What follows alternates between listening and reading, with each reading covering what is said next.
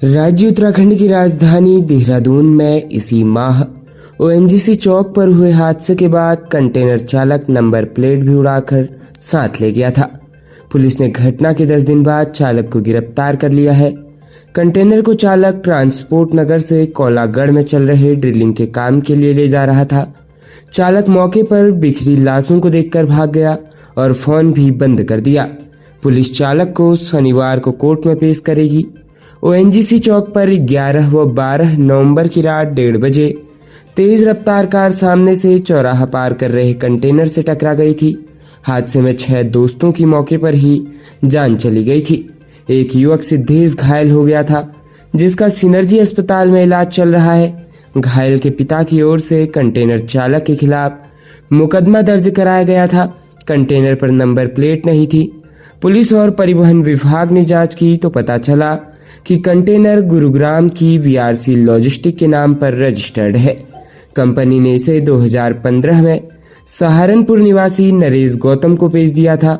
नरेश गौतम ने कंटेनर को अपने नाम नहीं कराया, बल्कि आगे अभिषेक चौधरी निवासी मुहानाम मेरठ को हॉरिजॉन्टल ड्रिलिंग मशीन के साथ किराए पर दे दिया था। अभिषेक कंटेनर और मशीन को इसी साल अक्टूबर में देहरादून लाया और ट्रांसपोर्ट नगर में खड़ा रखता था।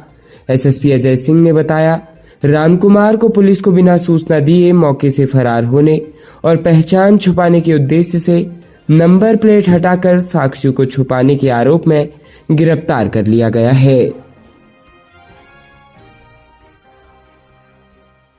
मुख्यमंत्री पुष्कर सिंह धामी शुक्रवार को भ्रमण कार्यक्रम के तहत पिथौरागढ़ पहुंचे।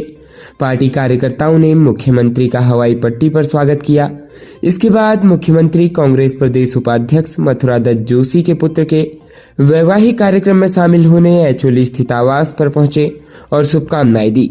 इसके बाद उन्होंने कलेक्ट्रेट सभागार में अधिकारियों के साथ बैठक कर विकास कार्यों की समीक्षा की और आवश्यक दिशा निर्देश दिए। बैठक में जिलाधिकारी विनोद गोस्वामी, एसपी रेखा यादव सहित सभी विभागों के अधिकारी मौजूद रहे। इसके बाद मुख्यमंत्री डीडीहाट विधायक बिशन सिंह चुफाल के आवास पर पहुंचे और उनके पुत्र के वैवाहिक कार्यक्रम में शामिल हुए। इस दौरान सांसद अजय टम्टा, पूर्व मुख्यमंत्री रमेश पोखरियाल निशंक, गंगोलीहाट के विधायक फकीर राम टम्टा, कपकोट के विधायक शेर सिंह गड़िया आदि कार्यकर्ता रहे। प्रदेश के रुद्रपुर में 9 दिन से लापता ऑटो चालक सुमित का शव पुलिस ने आज प्रीत विहार क्षेत्र में नदी किनारे स्थित गड्ढे से बरामद किया है। वहीं पुलिस ने आरोपियों को गिरफ्तार कर मामले का खुलासा कर दिया। बताया कि चालक की जान उसकी पत्नी के प्रेमी ने 3 साथियों के साथ मिलकर ली थी। मृतक की पत्नी और प्रेमी के बीच अवैध संबंधों के आड़े आने पर जान ली गई। शुक्रवार को एसएसपी मणिकांत मिश्रा ने मामले का खुलासा करते हुए बताया कि 16 नवंबर को रेनू ने अपने पति के गायब हो जाने के संबंध में शिकायत दर्ज कराई थी, जिसकी जांच प्रभारी चौकी रामपुरा गणेश भट्ट के सुपुर्द की गई। गुमशुदा सुमित की खोजबीन के लिए पुलिस ने सीसीटीवी कैमरों का अवलोकन किया। संदिग्धों से पूछताछ की गई और सर्विलांस की मदद ली गई, जिसके आधार पर संदिग्ध गणेश पुत्र पूरन निवासी रामपुरा थाना रुद्रपुर से पूछताछ की गई, लेकिन गणेश लगातार पुलिस को गुमराह करता रहा। मामले की संवेदनशीलता को देखते हुए सख्ती से पूछताछ की गई तो गणेश पुलिस की सख्ती से टूट गया और उसने जुर्म कबूल लिया। बताया कि सुमित की पत्नी रेनू के प्यार में पड़कर रेनू के कहने पर उसने अपने साथियों वंश दीपक शिवम और गोविंदा के साथ मिलकर जान लेने की घटना को अंजाम दिया। उन्होंने सुमित की जान लेने के बाद शव प्रीत विहार से आगे कल्याणी नदी के पास खेत में गड्ढा खोदकर दबा दिया। पुलिस ने वंश, दीपक और सुमित की पत्नी रेनू से विस्तृत पूछताछ की। सभी ने अपने अपराध को स्वीकार लिया है। परिजनों के मुताबिक मृतक का एक नन्हा बेटा है। मृतक 3 भाइयों में सबसे बड़ा था। घटना की सूचना मिलते ही मृतक के पिता राजू श्रीवास्तव सहित तमाम रिश्तेदार रोते बिलखते पोस्टमार्टम हाउस में पहुंच गए। सरकार ने 38वें राष्ट्रीय खेलों के लिए संशोधित शासनादेश जारी किया है। इसके तहत विशेष प्रशिक्षण शिविरों की कार्ययोजना के साथ साथ वित्तीय स्वीकृति और व्यय की स्वीकृति दी गई है। खेल मंत्री रेखा आर्या ने कहा कि संशोधित शासनादेश से आयोजित प्रशिक्षण शिविर में हमारे खिलाड़ियों को लाभ मिलेगा। विभिन्न खेलों में विशेष प्रशिक्षण शिविरों का आयोजन करने के लिए आवास व्यवस्था, भोजन भत्ता, स्पोर्ट्स किट, यात्रा भत्ता, विविध व्यय की राशि में संशोधन किया है।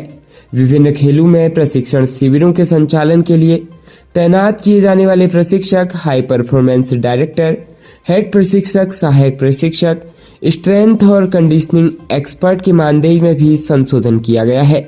हेड कोच का मानदेय 75,000 से बढ़ाकर 1,25,000 किया गया है। सहायक प्रशिक्षक का मानदेय 40,000 से बढ़ाकर 80,000 किया गया है। इसमें सपोर्टिंग स्टाफ के लिए भी धनराशि तय की गई है, जिसमें फिजियो का 60,000 प्रति माह किया गया है, मनोवैज्ञानिक का 60,000, पोषण विशेषज्ञ 60,000 रुपये प्रति माह और मसाजर को 40,000 रुपये प्रति माह किया गया है।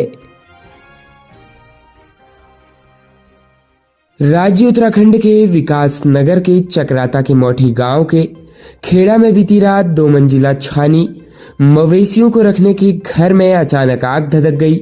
आग इतनी भयानक थी कि 6 मवेशियों की जान चली गई, साथ ही छानी में रखा सारा सामान जलकर राख हो गया। सुबह जब ग्रामीण छानी पहुंचे तो नजारा देख उनके होश उड़ गए।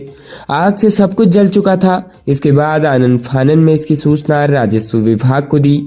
सूचना मिलते ही तहसील प्रशासन की टीम राजस्व विभाग के कर्मचारियों संग मौके पर पहुंची और क्षति का आकलन किया। जानकारी के मुताबिक चक्राता के मोठी गांव के अंतर्गत खेड़ा मसौग में मानू और पवन की 2 मंजिला छानी थी, जिसमें 3 गाय और 2 बैल, एक छोटा बछड़ा बंधे थे।